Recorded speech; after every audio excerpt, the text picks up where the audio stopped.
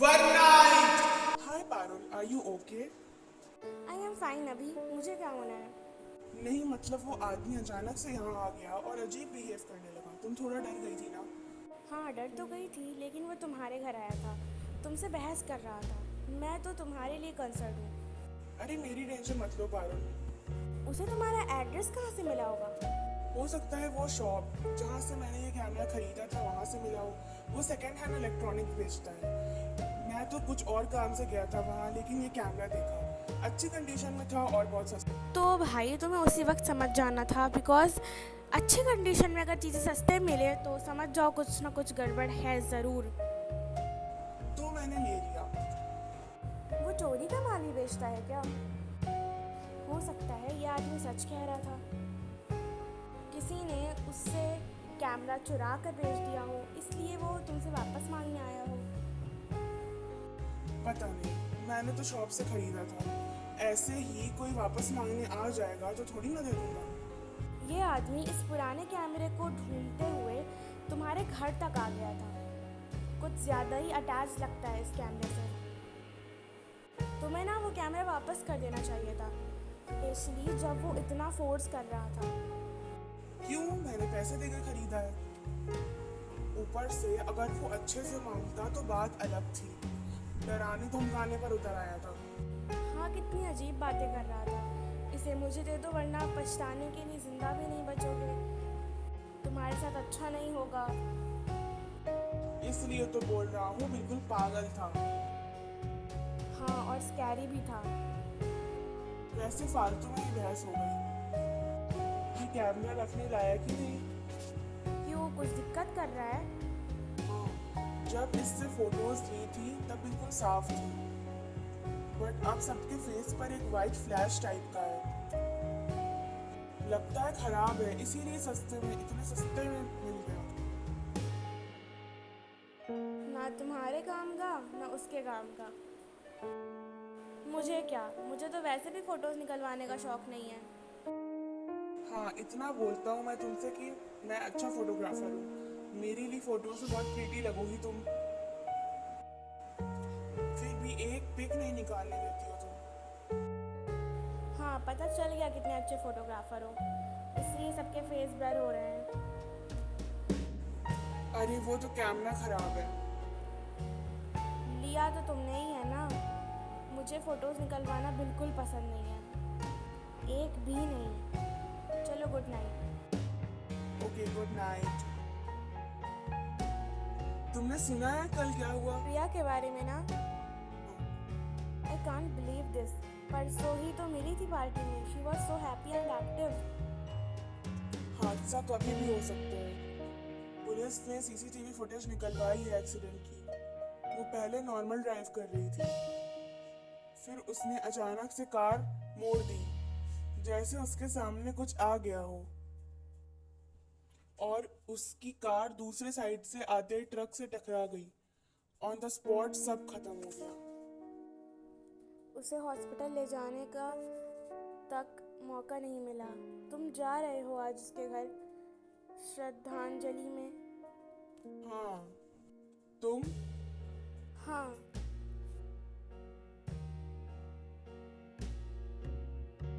क्या कर रहे हो? कुछ नहीं, बस लेटा था। तुम क्या कर रही हो? मैं भी सोने की कोशिश कर रही थी। मुझे बहुत घबराहट हो रही है अभिनव। ये हो क्या रहा है? आई नो, परसों पिया के साथ वो हादसा और आज अनुज का ये हाल। मैं हॉस्पिटल गई थी उसे देखने। मुझसे तो देखा तक नहीं जा रहा था। उसकी मम्मी इतना रो रही थी यार। डॉक्टर्स के हिसाब से उसके सर से बहुत खून बह गया है। इतनी देर तक ब्लड लॉस करने के कारण वो डीप कोमा में चला गया है। उसके ठीक होने के चांसेस बिल्कुल लो हैं। लाइफ में कब क्या हो जाए कह नहीं सकते। वो तो बस नहाने गया था, पानी पर फिसलने से उसके सर पीछे से सिंक से टकरा गया, और अब उसका ये हाल है। Game over. मुझे तुमने कुछ और भी बताना था। क्या? मुझे वो आदमी आज हॉस्पिटल के बाहर मिला था। कौन? वो जो पार्टी वाली रात कैमरा लेने आया था? हाँ। मैंने उसे प्रिया की फ्यूनरल पर देखा था। मुझे लगा शायद मेरा वहम है, लेकिन वो आज तुम्हें उस हॉस्पिटल में मिला जहां अनुज एडमिट है। ये तो हमारे पीछे की ही पड़ गया। तुम्हें क्या लगता है, ये जो प्रिया और अनुज के साथ हुआ, ये आदमी उस सबसे रिलेटेड है? मुझे तो कुछ समझ नहीं आ रहा। कोई एक कैमरा के लिए किसी की जान थोड़ी ले लेगा। और कैमरा तो मेरे पास है। वो मुझसे हॉस्पिटल में कह रहा था कि जो कुछ भी हो रहा है उस कैमरे की वजह से हो रहा है। कैमरा यूज़ मत करना वरना वो किसी को नहीं छोड़ेगी। कौन नहीं छोड़ेगी? पता नहीं। उसने अपना एड्रेस भी दिया मुझे। मैं उसको देखकर डर गई थी तो भाग आई। कुछ और पूछा नहीं। मुझे ये दोबारा दिख गया तो पता नहीं मैं क्या करूँगा इसका। तुम अपना ख्याल रखना।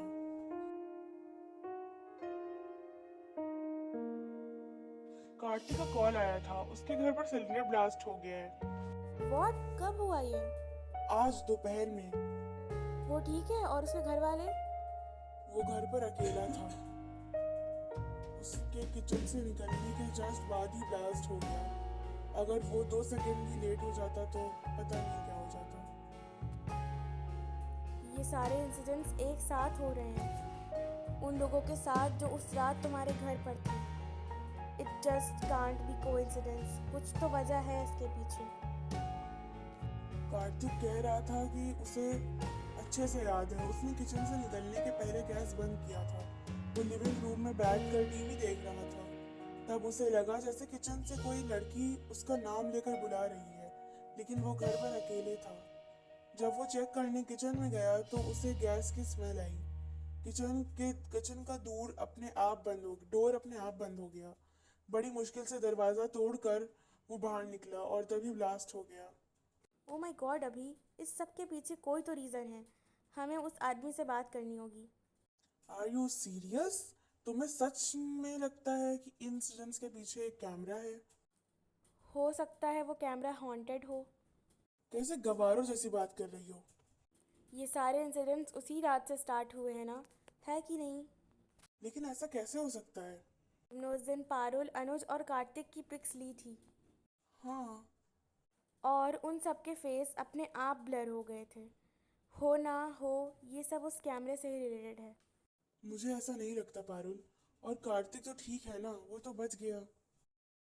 अभी मेरी बात ध्यान से सुनो। हर कोई जिसकी उस कैमरे में पिक्चर खींची गई है उसकी जान खतरे में है। क्या कह रही हो तुम? आई नो तुम्हें मेरी बात पर यकीन नहीं है, लेकिन एक सवाल का जवाब दो। तुमने उस कैमरे में किसकी पिक ली थी सबसे पहले? आई डोंट रिमेम्बर, शायद प्रिया की। हाँ, पहले प्रिया, फिर अनुज और फिर कार्तिक। हाँ, शायद ऐसे ही। लेकिन इन सब का क्या मतलब?